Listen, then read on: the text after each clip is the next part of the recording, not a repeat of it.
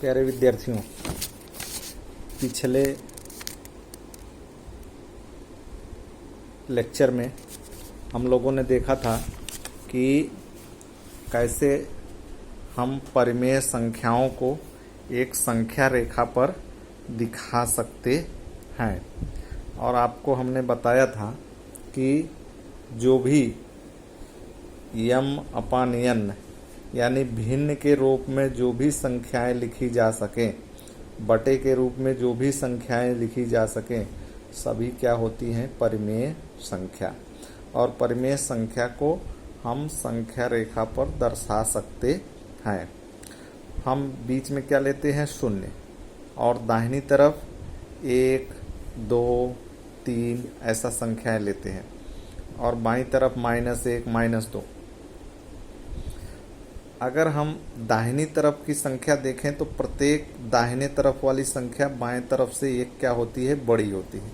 मतलब शून्य से बड़ा क्या है? 1, 1 से बड़ा 2, 2 से बड़ा 3। इसी तरह से अगर दाहिने तरफ से बाएं तरफ आए तो 2 से छोटा 1, 1 से छोटा 0, 0 से छोटा -1, -1 से छोटा 2। यहाँ थोड़ा सा चित्र में बट्टे की संख्याएं लिखी हैं, इसलिए हम गणित का एक चित्र देखते हैं। यहाँ देखिए, बीच में 0, दाहिनी तरफ 1, 2, 3, बाईं तरफ -1, -2, -3। अगर पूछा जाए, आपसे कोई पूछ देता है कि -2 बड़ा है कि 1 बड़ा है, तो आप पहले ऐसा ध्यान रखो कि दाहिने तरफ कौन है? -2 है कि 1 है? तो हम अपने दाहिने हाथ की तरफ देखें, 1 दाहिने तरफ है, -2 बाएं तरफ है। तो बाएं तरफ की संख्या हमेशा छोटी और दाहिने तरफ की संख्या हमेशा क्या होती है? बड़ी होती है। अगर कोई आपसे पूछ दे 0 बड़ा है कि -1 बड़ा है, तो क्या बड़ा आएगा? 0 बड़ा होगा, क्योंकि 0 दाहिनी तरफ है और -1 बाईं तरफ है। अगर कोई पूछे -3 बड़ा है कि -2 बड़ा है, तो क्या बड़ा आएगा? -2 बड़ा होगा, क्योंकि ये दाहिनी तरफ है और ये बाईं तरफ है। तो प्रत्येक दाहिनी तरफ की संख्या प्रत्येक बाईं तरफ की संख्या से एक बड़ी होती है। जैसे ये -2 से -1 जो है 1 बड़ा है। तो इस तरह से हम आगे अब परिमेय संख्याओं का क्रम संबंध का मतलब हम देखेंगे कि परिमेय संख्या कौन बड़ी है, कौन छोटी है भिन्न की संख्याओं में।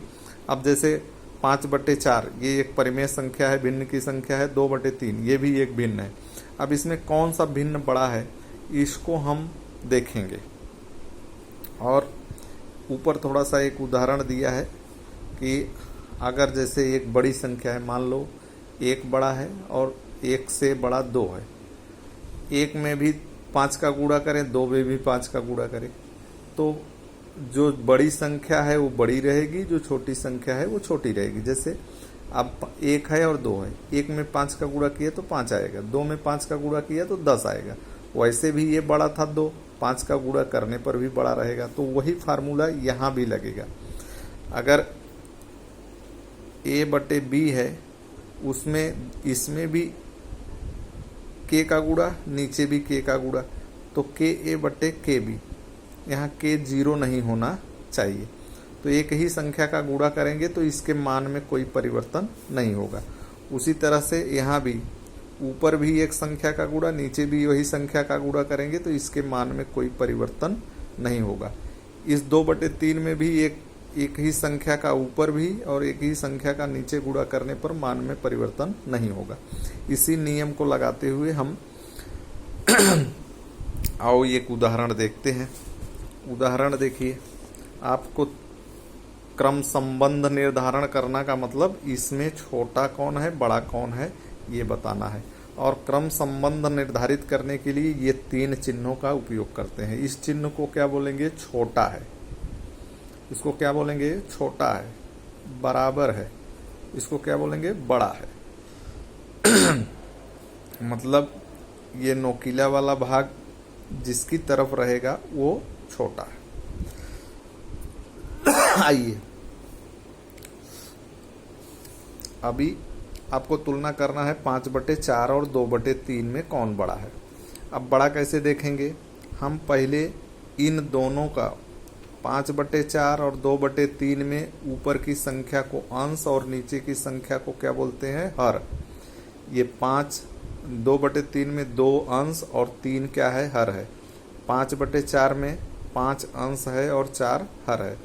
हम दोनों का जो हर है वो समान करेंगे। समान करने के लिए क्या करते हैं, अगर इसमें इन दोनों में तुलना करना है तो ये 3 का गुणा 5 में भी करेंगे, 4 में भी करेंगे, और इसके नीचे जो 4 है इसका गुणा 2 में भी करेंगे और 3 में करेंगे। मतलब जो नीचे हर है, हर का गुणा, पहले के हर का गुणा दूसरे वाले भिन्न के अंश और हर दोनों में करेंगे, और दूसरे के हर का गुणा इसके अंश में और हर में करेंगे।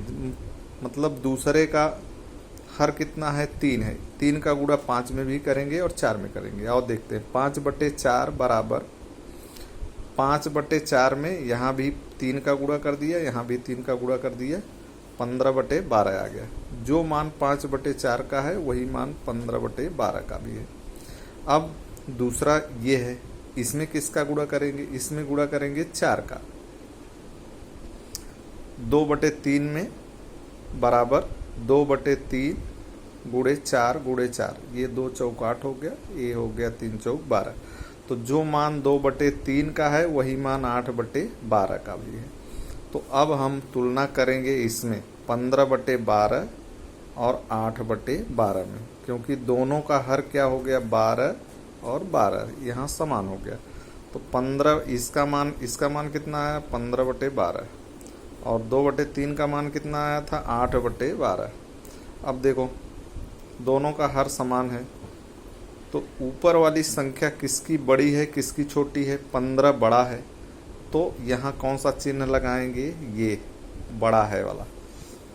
तो 15 बड़ा है 8/12 से, इसको इस तरह से पढ़ेंगे, 15/12 बड़ा है 8/12 से। या दूसरी तरह से, अब 15/12 किसका मान है, 5/4 का, तो 5/4 बड़ा हो जाएगा 2/3 से, क्योंकि 8/12 किसका मान है, 2/3 का। तो 15/4 बड़ा है 2/3 से। आइए दूसरे उदाहरण पर चलते हैं। परिमेय संख्या -7/9 तथा 4/5 की तुलना कीजिए। एक आपने संख्या रेखा पहले पढ़ा, संख्या रेखा पर क्या देखते हैं, शून्य बीच में होता है, माइनस की संख्या बाहिनी तरफ होती है और प्लस की संख्या दाहिने तरफ। तो कौन बड़ी संख्या होती है, माइनस की कि प्लस की? प्लस की संख्याएं बड़ी होती हैं और माइनस की संख्याएं क्या होती हैं, छोटी होती हैं, क्योंकि ये बाईं तरफ।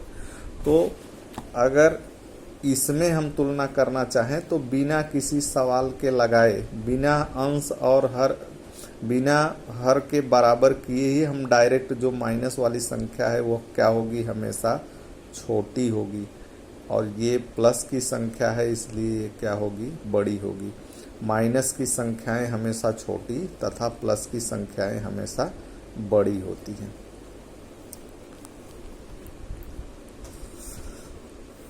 यहाँ पर एक समझने के लिए दिया है, ए बी अगर धनात्मक संख्या है और ए बड़ा है, ए छोटा है बी से, तो माइनस ए बड़ा हो जाएगा माइनस बी से। इसको इस तरह से समझो कि 2 और 3 दोनों धनात्मक संख्या हैं, तो धनात्मक संख्या में 3 क्या है, बड़ा है, 2 छोटा है क्या है, 3 से। लेकिन अगर इसी को ऋण लेंगे तब ये 3 छोटा हो जाएगा और ये क्या हो जाएगा, बड़ा हो जाएगा। मतलब अगर ऋण का चिन्ह लग गया, धन चिन्ह है तो 2 छोटा है 3 से, लेकिन ऋण चिन्ह लगा लिए तो 2 बड़ा है इससे, ऋण 3 से। चलो तीसरे उदाहरण को देखते हैं। इसमें भी आप दोनों माइनस की संख्या है। अब दोनों माइनस की संख्या है तब आप छोटा बड़ा डायरेक्ट मत लगाओ, तब आप पहले हर को समान करना है। इसका हर 3 है, इसका हर कितना है 2 है, तो क्या करेंगे, इसके हर का इसके 7 और 3 में गुणा, और इस 3 है पहले का हर 3 है, इसका गुणा 5 और 2 में। तो चलो पहला 7/3 है, -7/3, -7/3 को हम किससे गुणा करेंगे, 2 से, तो क्या हो जाएगा यहाँ डायरेक्ट। अच्छा यहाँ पर -7 है और यहाँ पर माइनस नहीं दिया है, सवाल में थोड़ा सा गलती है।